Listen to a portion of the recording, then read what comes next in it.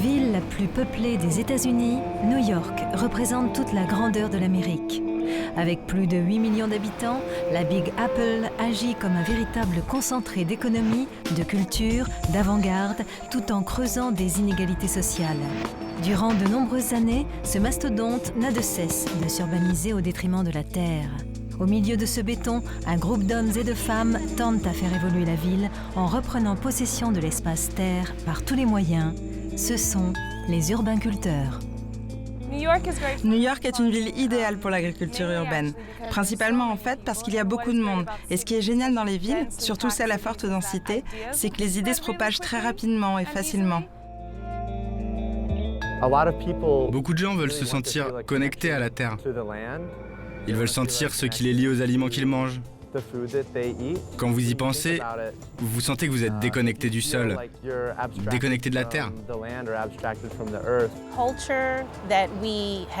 Nous avons grandi dans la culture fast-food, voyez,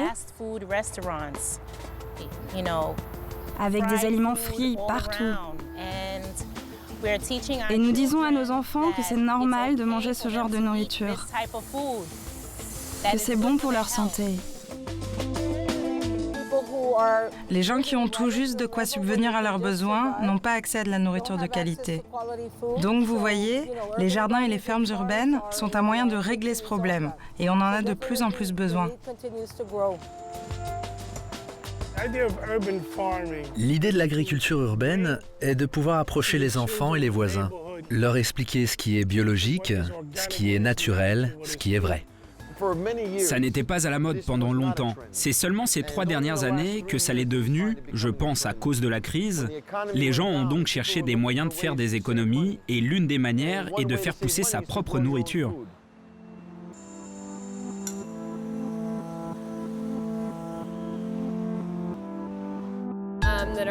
Il y en a sur tous les trottoirs de la ville. Il y a des arbres qui poussent partout. Donc même quelque chose d'aussi petit que ça peut devenir quelque chose.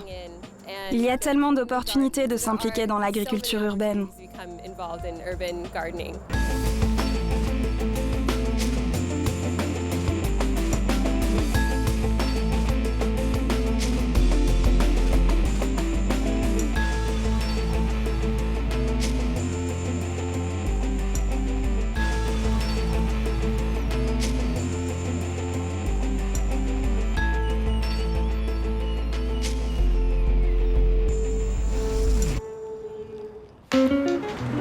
Direction Harlem, un quartier du district de Manhattan, entre le nord de la 96e rue et Washington Heights.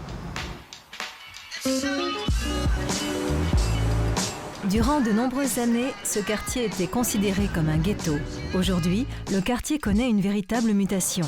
C'est ici, sous la ligne aérienne du métro, qu'a décidé de s'installer Dimitri Gatanas, il y a 5 ans, pour ouvrir le premier centre de jardinage urbain. Un concept étonnant où 2000 mètres carrés de bitume font office de jardin, on ne peut plus urbain.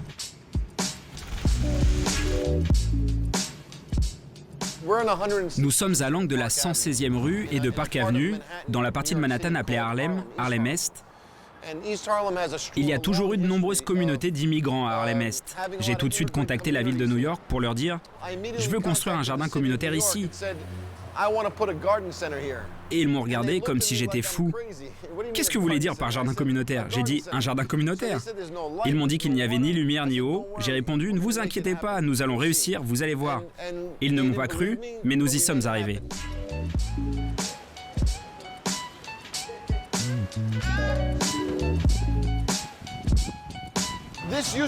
Avant, c'était un endroit où les gens passaient en voiture. Ça a été fait pour la circulation ici. On a décidé de garder les plantes près de la lumière. Vous remarquerez que les plantes sont toutes sur le côté droit et sur le côté gauche de l'installation.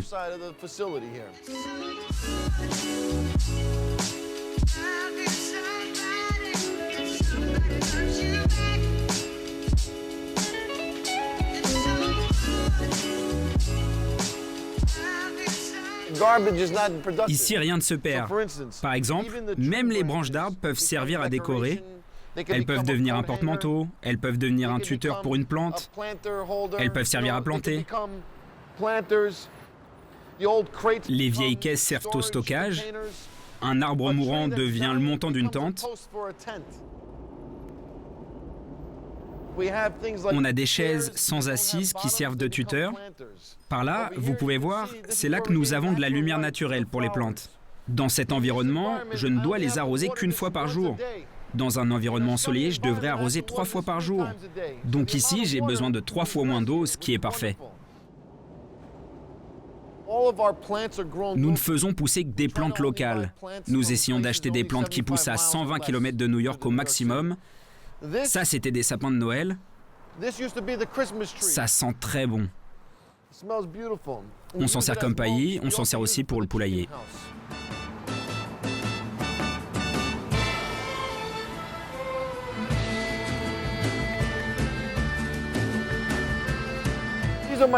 Ce sont mes poules, mes petits bébés. Regardez ça. J'utilise leur litière pour le compost.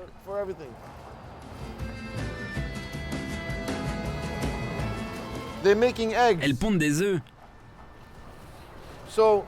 Si vous le souhaitez, vous pourriez vivre ici sans dépenser $1 en nourriture.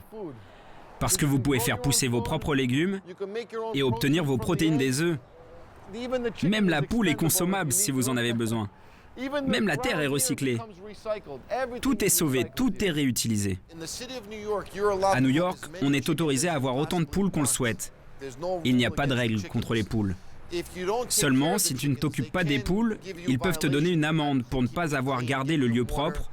Il faut leur donner de l'eau. Mais les poules en elles-mêmes sont parfaitement légales. Le coq, en revanche, est illégal parce qu'il a tendance à faire du bruit vers 4 ou 5 heures du matin. C'est ironique car le train au-dessus de nous produit une centaine de décibels, alors que le cri du coq n'en fait que 70. Mais la loi dit que les coqs sont illégaux, donc les coqs sont illégaux. C'est simple, en plus si on avait un coq, il fertiliserait les œufs. Tout cet environnement est né de la demande de produits fermiers. Des gens demandent à faire pousser leur propre nourriture, ils demandent la nature.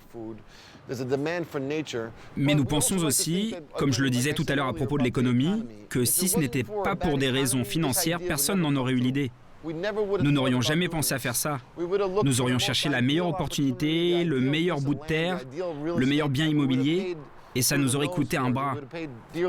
Nous aurions payé cher pour ça.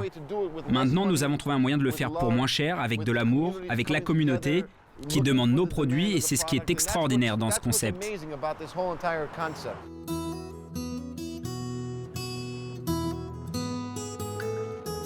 Direction le Queens, un des quartiers les plus multiethniques de l'agglomération new-yorkaise.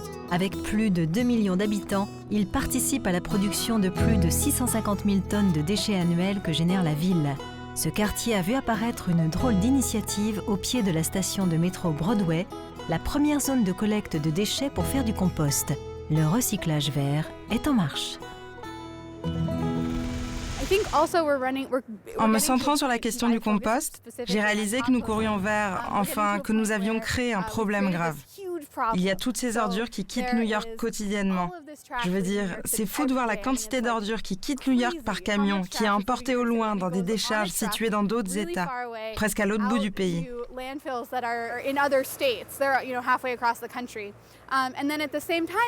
En même temps, il y a un intérêt grandissant envers des aliments de grande qualité, des villes plus saines, des rues plus belles, plus d'agriculture urbaine, plus de fermes urbaines. Il y a comme un fossé là. On envoie donc tous ces nutriments hors de la ville alors que nous devons aller ailleurs pour acheter de la terre, du compost, de la nourriture, pour acheter des graines et les rapporter en ville. Il y a beaucoup de personnes à New York qui s'en sont rendues compte et qui se disent « C'est fou, nous devons boucler la boucle et nous pouvons le faire ici. Nous avons des millions de kilos de déchets alimentaires qui pourraient, avec un peu d'effort, participer à construire une ville plus forte, plus saine, plus verte. »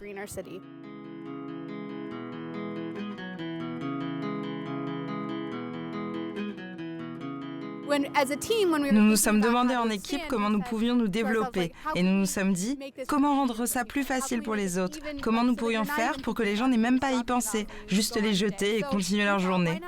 Donc, pourquoi pas le faire lorsque les gens se préparent à partir au travail, juste avant qu'ils prennent le train pour aller à Manhattan ou ailleurs pour travailler. Ici, vous pouvez voir notre concept. Concrètement, on installe cet espace tous les mardis entre 8 et 10 heures et tout le monde est le bienvenu pour déposer ses restes alimentaires.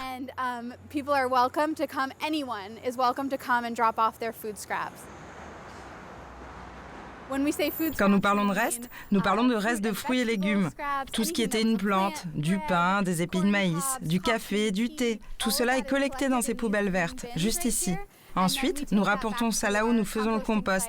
Nous traitons les déchets sur place, puis nous distribuons aux fermes urbaines, aux jardins communautaires, à ceux qui s'occupent des arbres de la ville et à toute personne qui a un projet écologique.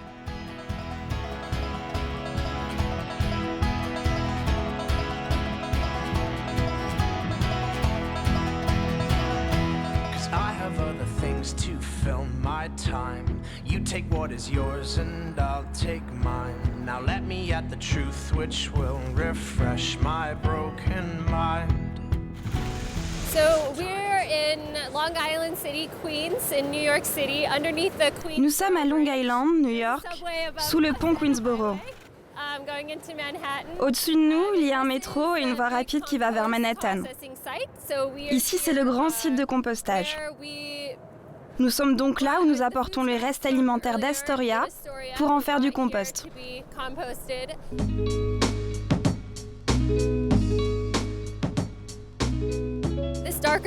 Cette partie ici, cette partie plus sombre, c'est ce qui a été rapporté hier et ce matin du site de dépôt de la bibliothèque du Queens.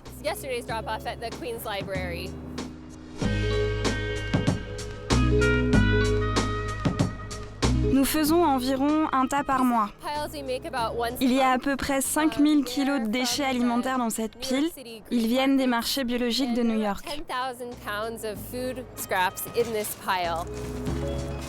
Et sur nos jours ouverts aux bénévoles, un groupe vient, environ 20 bénévoles, et les déchets sont empilés avec des copeaux de bois et sont emportés en tas plus petits. Mais ce qui est important à propos de ce tas, c'est qu'il y a ces tubes qui passent dedans. Ça s'appelle un tas en fermentation aérée et ça permet que ce tas ne soit pas retourné à la main. L'air entre dans le tas pour permettre la décomposition.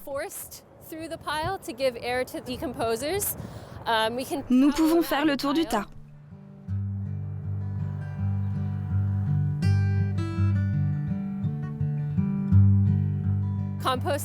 À New York, il y a des sites de compostage partout. Plus de 45, peut-être 50 dans cet arrondissement. Je pense qu'il y en a autant dans d'autres arrondissements, si ce n'est plus. Chaque arrondissement a différents types d'installations, mais je pense pouvoir dire avec certitude qu'il y a des centaines de sites de compostage à New York.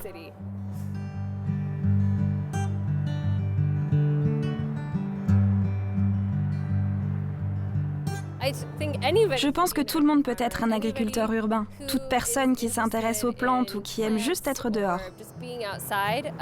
Il y a des espaces pour cultiver. Il est possible de faire pousser des fleurs dans les bacs installés pour les arbres partout en ville. Sur les trottoirs, il y a des arbres qui poussent partout. Si les urbains prennent en compte l'importance de protéger l'espace terre, les initiatives d'agriculture urbaine permettent de fédérer les gens tout en créant du lien social entre les communautés et les générations. C'est en partageant le savoir-faire et le savoir-être que l'on peut révéler l'aspect rural de nous autres, urbains. Je pense que si tu décides de travailler avec la terre et de te salir les mains, tu es prêt à laisser ta prétention de côté. Et je pense que pour jardiner, il faut souvent travailler ensemble et travailler proche d'autres personnes. Quand nous pensons à un agriculteur, nous pensons qu'il est pauvre. Quand nous pensons à un jardinier, nous pensons que pour avoir un jardin, il faut être riche. Mais à New York, ça n'a pas d'importance. Que tu viennes d'Afrique, que tu sois d'Amérique centrale, que je vienne des Caraïbes ou si tu viens d'Alabama, nous avons tous une tradition commune. On peut commencer à échanger les informations. Nous commençons par apporter nos cultures ici, nos graines là-bas, et nous apprenons les uns des autres comment les faire pousser. Il y a le même amour et la même passion pour le faire, le même effort pour planter la graine dans le sol, pour arroser. Il s'agit du même travail que tu sois très aisé ou que tu n'aies pas d'argent. Donc il y a un lien possible. La seule différence concerne le lieu où ça prend place. Sur Park Avenue dans les numéros 60 ou à Harlem dans la rue 142, ça n'a pas d'importance. C'est marrant de voir qu'il y a toujours des gens qui se dirigent vers Ellis Island et la Statue de la Liberté et qui viennent me voir et demandent « Qu'est-ce que vous faites ici ?» C'est drôle de voir leur excitation, mais aussi leur confusion quand ils se rendent compte qu'ils ne savaient pas que ça existait, qu'ils ne savaient pas ce qu'il se passait. Et c'est agréable de parler d'agriculture urbaine avec eux. J'aime ça aussi parce que c'est plus accessible à tout le monde. Ce n'est plus un compromis. Que tu vives à la campagne comme en ville, tu peux faire les deux. Tu peux vivre en ville et toujours être entouré de fermes. C'est très agréable. Quand nous perdons notre connexion avec la Terre, nous perdons une part de nous-mêmes, parce que c'est là qu'est notre place, et pas forcément dans un petit bureau derrière un ordinateur à pianoter toute la journée. Vous savez, on perd une part de notre esprit lorsqu'on n'est pas connecté à la Terre.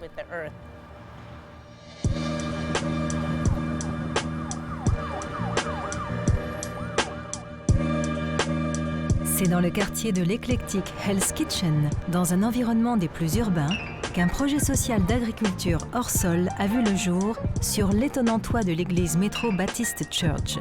Quand le spirituel rencontre l'agricole, ça donne Hell's Kitchen Farm Project.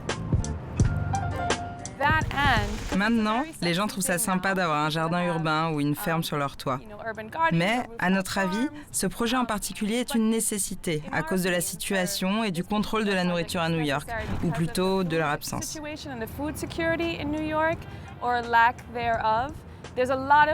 Il y a beaucoup de nourriture dans la ville, beaucoup de lieux où manger. Tu ne vas pas mourir de faim, sauf si tu n'as pas les moyens, si tu n'as pas la possibilité ou si tu ne vis pas dans un quartier où il y a un grand supermarché. C'est une évidence ici. New York est donc l'endroit idéal pour ne serait-ce que commencer à parler de comment nourrir une très large population massivement entassée dans un lieu restreint.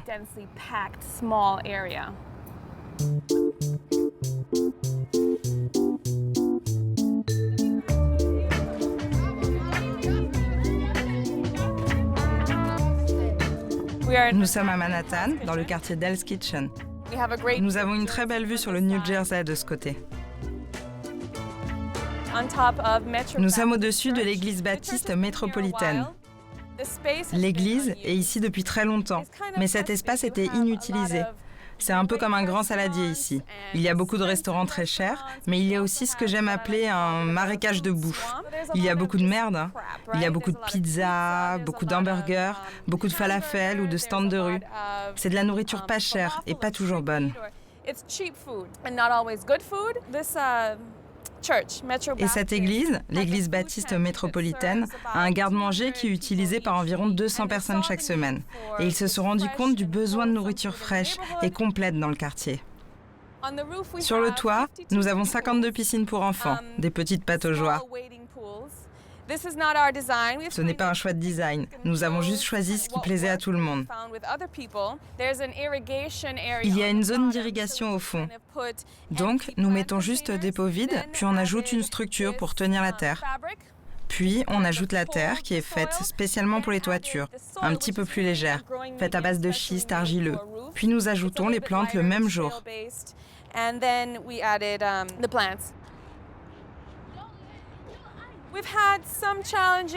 Nous avons rencontré quelques difficultés et beaucoup de succès. Mais ce sont les pigeons qui furent notre premier problème. Peut-être 2 mois après que nous ayons tout monté et commencé à planter, nous avons réalisé que rien ne poussait. Et c'était parce que les pigeons mangeaient tout. Ils sont très beaux quand ils volent tous ensemble. Mais quand ils mangent nos plantes, c'est agaçant. Donc nous avons créé cette cage avec un filet. Parfois ils arrivent à rentrer, mais ça nous a permis de bien protéger les plantes jusqu'à maintenant.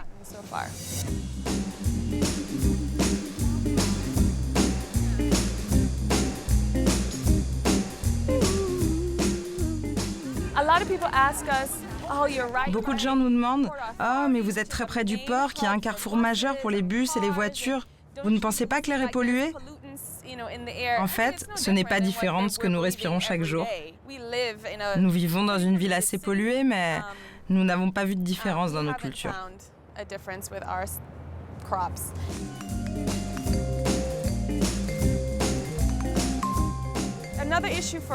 C'est aussi tout simplement le toit qui nous pose problème. Nous avons dû disposer les bacs en fonction de ce que le toit pouvait supporter. Donc, à l'heure actuelle, nous ne pouvons pas faire plus que ce que nous avons maintenant.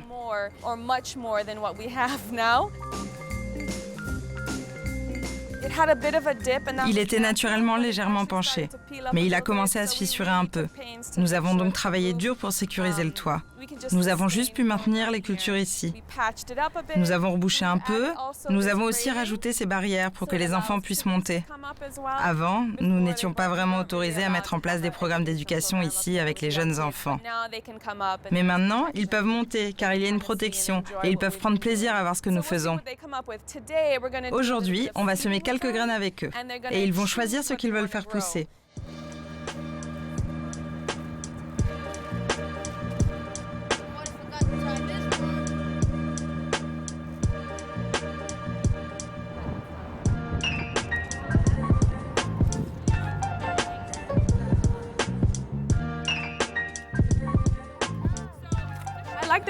J'aime bien la Green Arrow parce qu'on a le sentiment qu'elle va quelque part, qu'elle fait quelque chose. Nous ne pourrons pas résoudre tous les problèmes en même temps, ou même en une seule génération.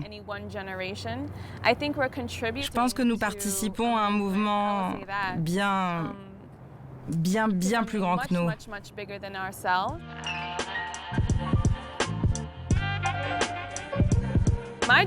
Mon rêve est de voir un toit vert flotter au-dessus de New York. Vous voyez, un océan de verre. Et nous devons faire de ces infrastructures une priorité.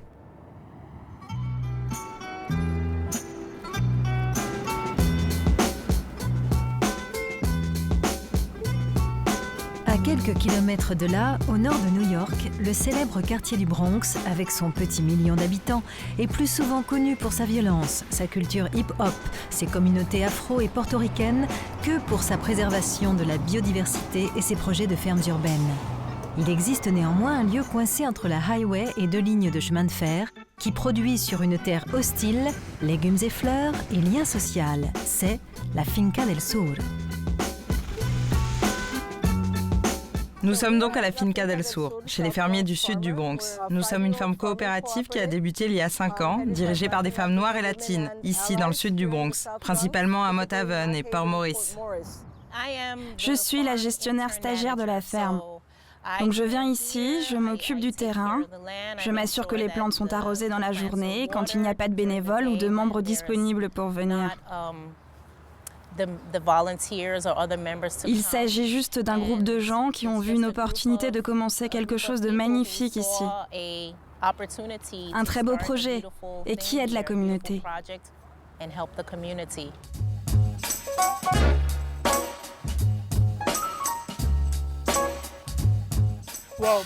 Selon la réglementation, à New York, tout le sol est toxique. Vous ne pouvez pas cultiver directement dans le sol. C'est pour cela qu'on utilise des bacs. En fait, ici, tout est contaminé, même les arbres. La réglementation new-yorkaise stipule que tous les sols sont contaminés.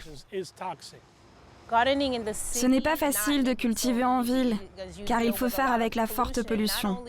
Et pas seulement celle provenant des voitures. Il y a aussi beaucoup de pollution sonore ici. Ça rend l'activité moins paisible.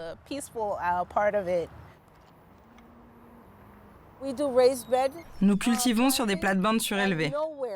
Ne laissez personne vous dire qu'il est sain de planter directement dans le sol à New York, dans les 5 arrondissements. On ne peut pas planter des produits pour les vendre.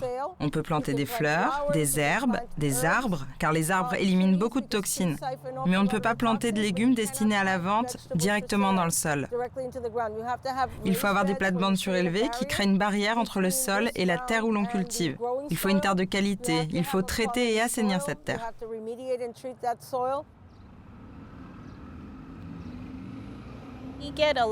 Nous obtenons beaucoup de légumes parce que nous maintenons la terre saine.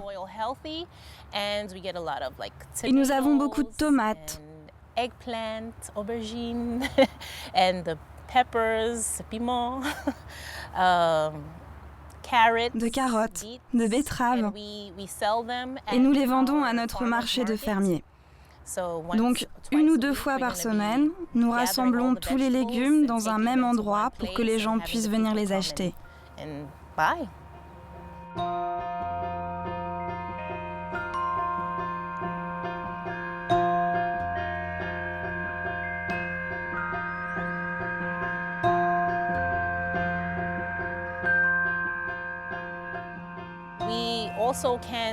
Nous pouvons aussi les inviter à venir voir la ferme pour profiter de l'espace, pour nous aider à prendre soin de la terre, parce que c'est un très gros travail.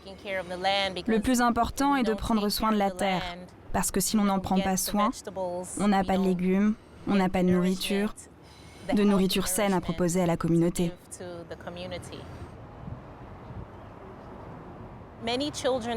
Beaucoup d'enfants qui grandissent dans les quartiers ne savent pas vraiment d'où viennent les œufs, ou ils en entendent juste parler. Quand ils vont au supermarché, ils ont juste à les récupérer dans le rayon. Ils ne savent pas d'où ils viennent. Ils ne savent pas non plus à quoi ressemble une graine, à quel point c'est petit. C'est une découverte merveilleuse pour certains d'entre eux, et ils sont excités de se salir les mains.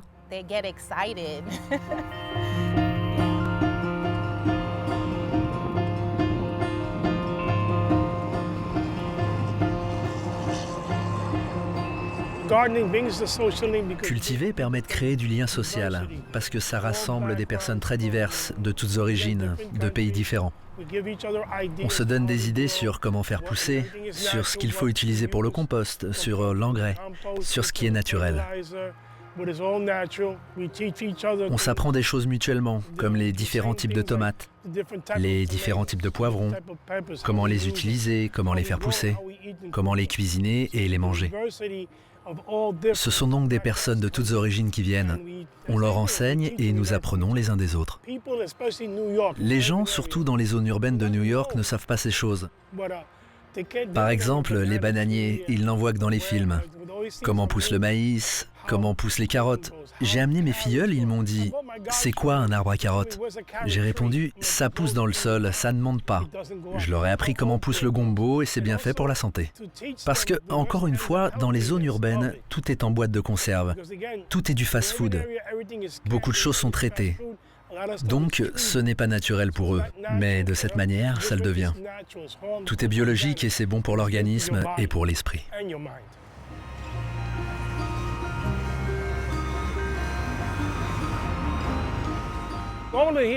L'objectif de la Finca del Sur dans le Bronx est de... C'est une ferme de femmes.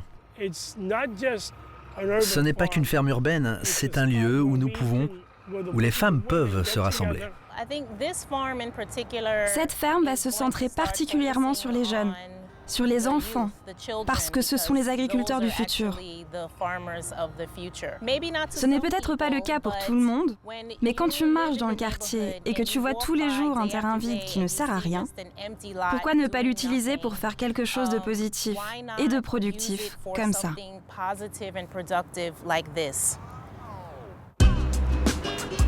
Véritable temple de la culture fast-food, de la malbouffe et du soda, New York est la ville de tous les excès. Les New-Yorkais consomment debout, rapidement, hamburgers, pizza, barbecue, falafel, hot dog. Il est même difficile de trouver des légumes. Sans s'en rendre compte, la jeunesse new-yorkaise est en train de perdre le goût des choses. Face à cela, une contre-consommation est en train d'être créée par les urbainculteurs en éduquant la jeune génération à apprécier le produit de la terre, plus sain, plus frais. Je ne m'intéresse qu'à la très bonne nourriture, la nourriture très saine. Et je dis toujours, je ne mange pas de nourriture surgelée à part les glaces et les glaçons. Donc nous ne permettons rien de surgelé dans mon magasin. J'ai un restaurant dans un supermarché. Nos produits viennent du magasin. Ce sont des produits locaux, de la viande locale, du poisson local. Donc en fait, je prends un chariot chaque jour et je fais les courses. Et je fais le menu en fonction de mon boucher, de mon poissonnier et de mon producteur de légumes, en fonction de ce qu'ils ont de frais, de local et de saison. Je ne pense pas que ce soit ceci ou soit cela. Je veux dire que l'agriculture urbaine ne sera pas en capacité de fournir toute la nourriture nécessaire aux habitants. Mais je pense que c'est plus à propos de manger une carotte que tu as plantée toi-même, que tu as vu pousser, que tu as récoltée. Ça produit un sentiment différent envers la nourriture que tu manges. Donc je ne pense pas que ce soit... Enfin, il y a des émotions impliquées et il y a un processus psychologique. Donc je ne peux pas dire que je préfère l'un ou l'autre, mais qu'il s'agit d'expériences très différentes. Quand nous avons commencé tous les jardins, toutes les fermes urbaines, c'était très difficile d'obtenir les terrains et l'assistance du gouvernement. Mais récemment, il y a eu beaucoup de subventions. L'Urban Boulevard donne beaucoup d'argent en Amérique du Sud. Il y a une idée qui fait l'unanimité. L'idée que le gouvernement souhaite que les gens connaissent les nutriments, qu'ils sachent le bien que peut leur faire des fruits et légumes frais, cultivés convenablement de manière biologique. Donc, ça aide beaucoup de plusieurs façons.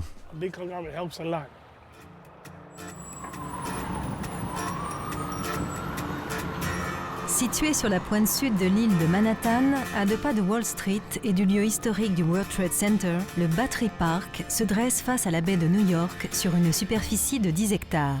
Véritable lieu de passage, de mixité sociale et touristique, le parc expérimente un projet de ferme urbaine à la fois productif et pédagogique, le Battery Urban Farm. En 2011, un groupe de lycéens du lycée Millennium, qui n'est pas loin d'ici, ont fait une demande au Battery Conservancy, qui est l'organisation qui s'occupe de la gestion du parc. Ils ont demandé un espace au sein du parc pour faire pousser des légumes. C'est de là que l'idée a germé.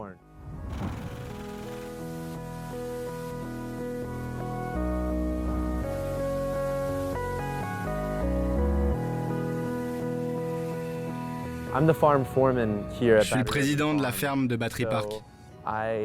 Donc, je supervise la pousse des cultures, leur production, ainsi que l'ensemble de l'espace et des nouveaux aménagements de l'infrastructure. Je travaille aussi avec nos stagiaires. Ce sont des volontaires qui veulent apprendre à cultiver. Ils veulent en apprendre plus sur l'agriculture urbaine.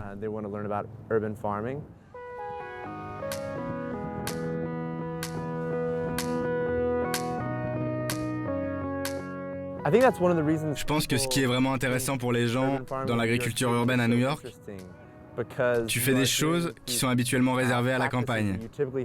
Mais tu le fais au-dessus d'un métro, avec des bus qui passent à côté. Il y a même des écureuils. Ils piquent des cacahuètes aux vendeurs et les rapportent ici, dans notre ferme. Ça montre aux gens à côté de quoi ils passent quand ils restent dans un univers où tout est déjà à portée de main, ou pour ceux qui n'ont pas la chance de vivre sur une terre productive. Je pense qu'il y a quelque chose de très spécial dans le fait de vivre sur une terre productive.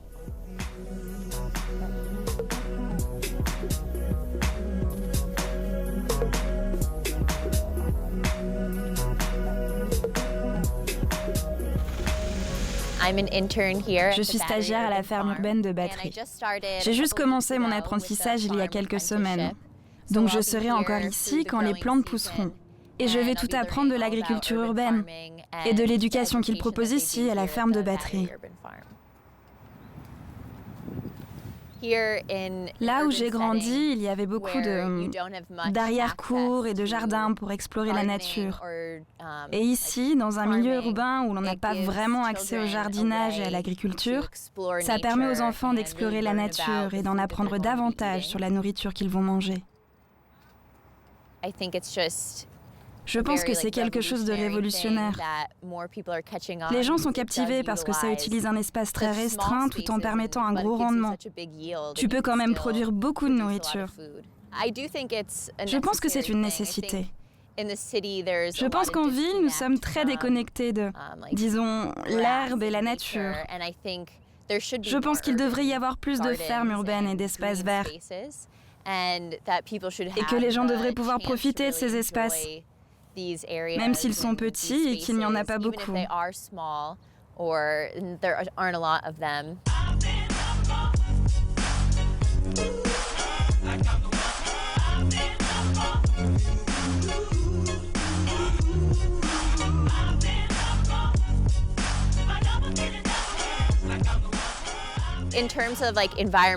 Pour des raisons écologiques comme le manque d'eau, je pense qu'il est très important d'avoir plus d'espaces verts. Et aussi, juste en termes de plaisir et de conscience de la nature, je pense qu'il est très important d'avoir des espaces verts. Pour que les gens qui ne se rendent pas compte que l'espace pourrait être utilisé pour faire pousser de la nourriture puissent aussi venir, voir ce que l'on y fait et apprendre ce qu'il se passe.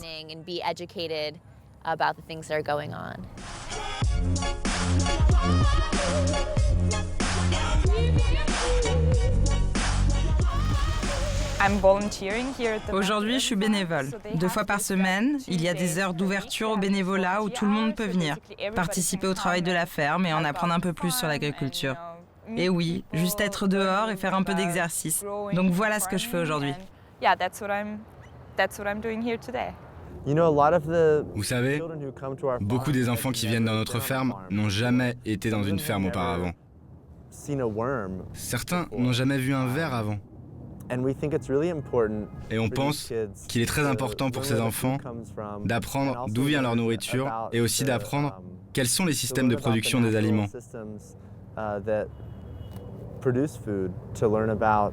D'apprendre le cycle des nutriments, d'en apprendre à propos de la pluie et du soleil et de toutes ces choses avec lesquelles ils ne peuvent pas vraiment interagir dans un environnement naturel.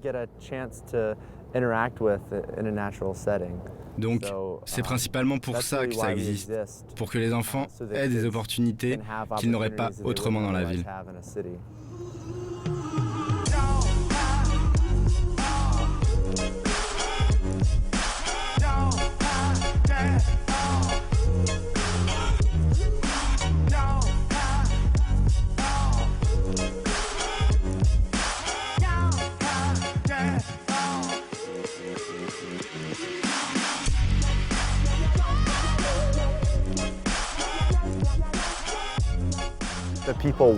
Les gens en veulent. Je pense que les citadins veulent ça. Et je pense que si c'est quelque chose que les gens aiment tant étudier, s'il y a actuellement autant d'écrits à ce sujet, c'est parce que c'est bon pour la santé mentale. C'est bon pour l'âme, c'est bon pour l'esprit, c'est bon pour le corps. Je pense que plus on en fera, mieux ce sera.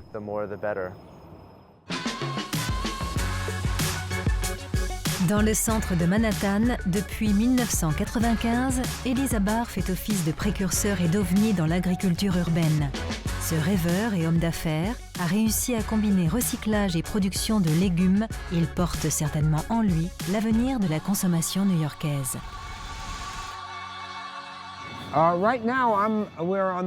Nous sommes sur le toit d'un immeuble sur la 91e rue, entre York Avenue et la 1ère avenue à New York.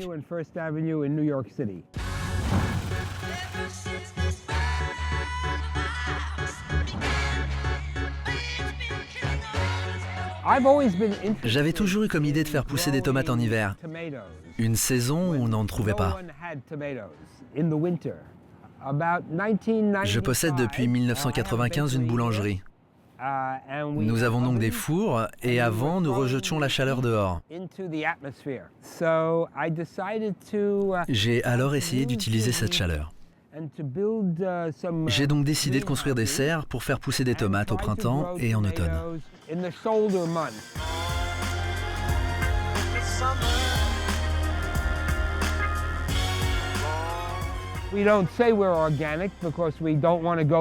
Nous ne sommes pas bio, car nous n'avions pas envie d'obtenir cette certification.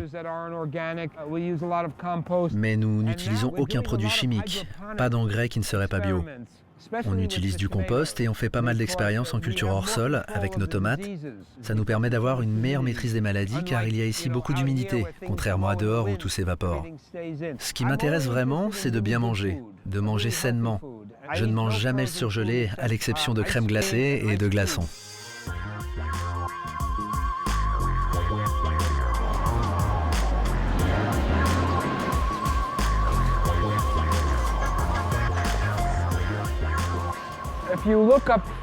Ce que vous voyez là, ce sont des fours. Tout ça, ce sont des fours dont la chaleur monte dans ces cheminées, passe par un conduit et arrive dans les serres qui se trouvent sur le toit.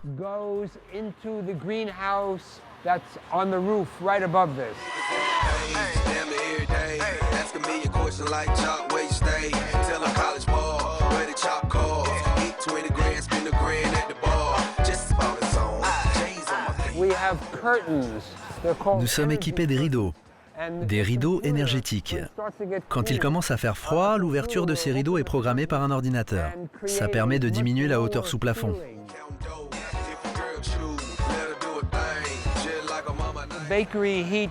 La chaleur des fours monte et passe par des ventilateurs qui la diffusent partout.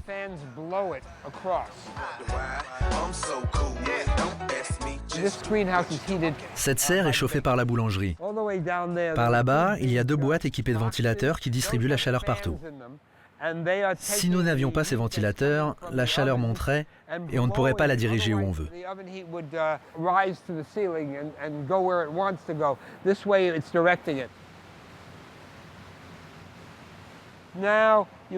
Vous ne pouvez pas le voir, mais là, il fait 82 degrés Fahrenheit, soit environ 25 degrés Celsius.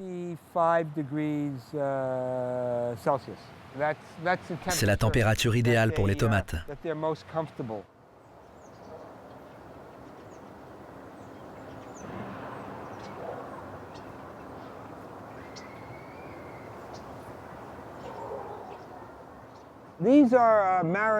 Ce sont des maras des bois. J'adore ces fraises, elles sont délicieuses. On les utilise dans nos tartes aux fraises.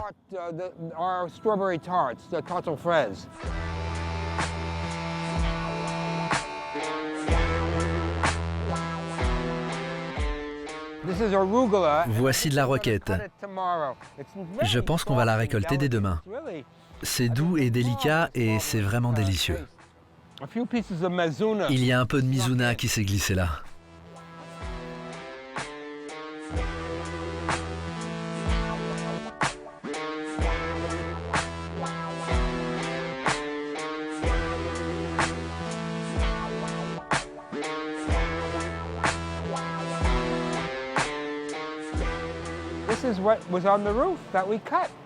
Et voilà la roquette que nous avions sur le toit.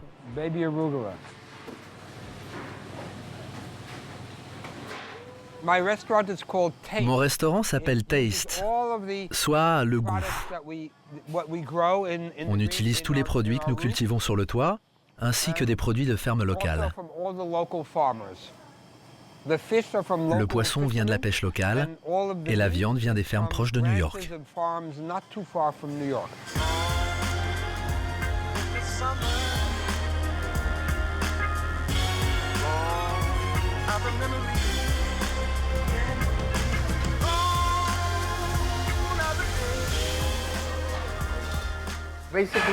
J'ai un restaurant dans un supermarché. Nos produits viennent du magasin. Ce sont des produits locaux, de la viande locale, du poisson local. Donc en fait, je prends un chariot chaque jour et je fais les courses. Et je fais le menu en fonction de mon boucher, de mon poissonnier et de mon producteur de légumes, en fonction de ce qu'ils ont de frais, de local et de saison.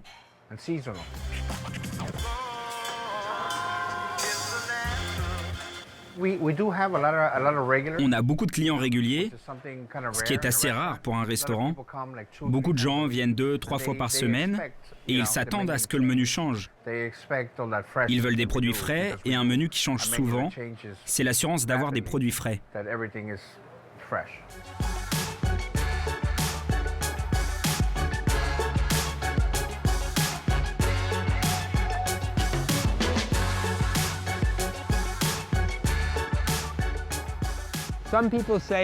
Certains disent que je suis un pionnier, mais quand je me suis lancé dans cette aventure, je ne me voyais pas du tout en pionnier. Je trouve tout ça très logique. J'avais de la chaleur, je voulais faire pousser des tomates et j'avais un toit. J'ai jamais fait très attention au coût de ce projet. Je ne pense pas que ce soit la bonne approche. La bonne approche, c'est de faire ce qui est bien. Et si vous faites ce qui est bien, vous vous en sortirez toujours.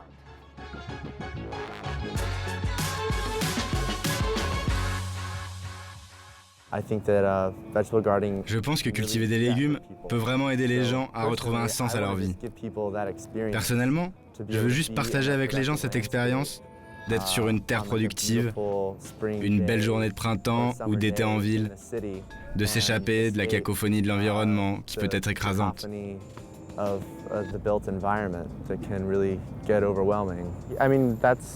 C'est une des raisons pour lesquelles nous sommes là. Pour que les gens puissent venir, par exemple, pendant leur pause déjeuner, et juste profiter de l'espace. Peut-être juste s'asseoir sur un banc, peut-être regarder une abeille butiner une fleur. Pour que les enfants viennent découvrir et explorer ce qu'ils ne peuvent pas voir en ville.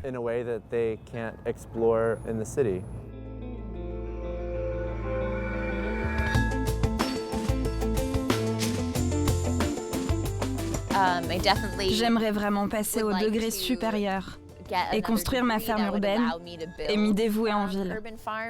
Je pense qu'il est important qu'il y ait plus de structures comme ça, où les étudiants peuvent apprendre et où les gens peuvent venir, participer à l'agriculture urbaine et faire l'expérience de ce que c'est que de faire pousser sa propre nourriture.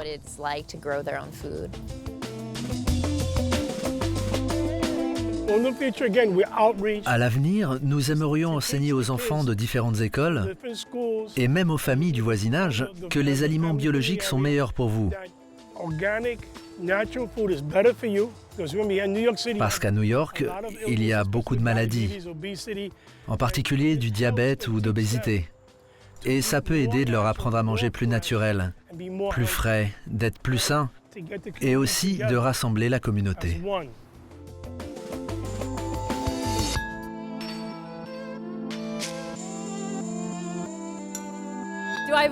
Est-ce que je crois en l'avenir de l'agriculture urbaine? Absolument. Je pense que c'est la seule chose qui puisse rendre la ville vivable. Ça permet d'accéder à des espaces de verdure, que tu fasses juste pousser des légumes ou des plantes, ou simplement que tu traites un certain type de terreau, et d'avoir cette connexion avec la terre.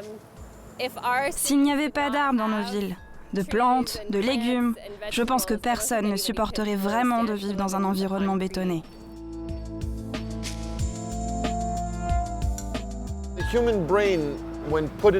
Quand il est mis en situation de survie, le cerveau humain trouve des moyens de s'en sortir. Premièrement, je pense que cela provient de l'instinct de survie des gens. À cela s'ajoute le fait d'avoir ces grosses entreprises qui nous nourrissent comme elles le veulent. Je crois que ça a donné une impulsion à ce mouvement. Je pense aussi que les gens veulent simplement apprendre à faire pousser des aliments. Ils veulent juste savoir comment ils poussent, d'où ils viennent, où ils vont. Dans une grande ville comme ici, avoir les mains dans la boue est un soulagement. Ça fait du bien parce qu'il n'y a pas de boue aux alentours, il n'y a pas de nature. Je pense qu'il y a beaucoup de choses comme ça qui participent à cette dynamique.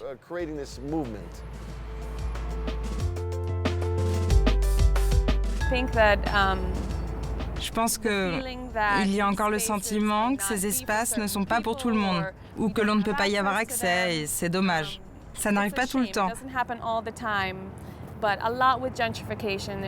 Avec le phénomène d'embourgeoisement, il y a une tendance à délaisser ces espaces, à ne pas en faire le lieu communautaire qu'ils devraient être.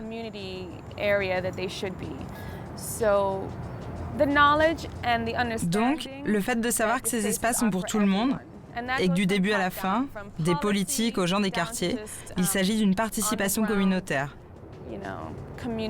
Que ces espaces sont pour nous tous, qu'ils existent et sont importants. Et vous savez, en tant que ville, nous devrions les protéger.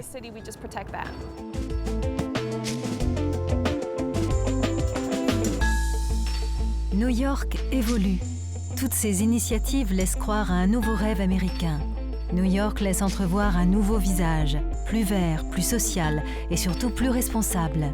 C'est en suivant le chemin de ces urbainculteurs, en soulevant ces bouts de béton, en soutenant ces initiatives, qu'il sera possible de cultiver la ville autrement et de révéler le caractère rural de notre cité.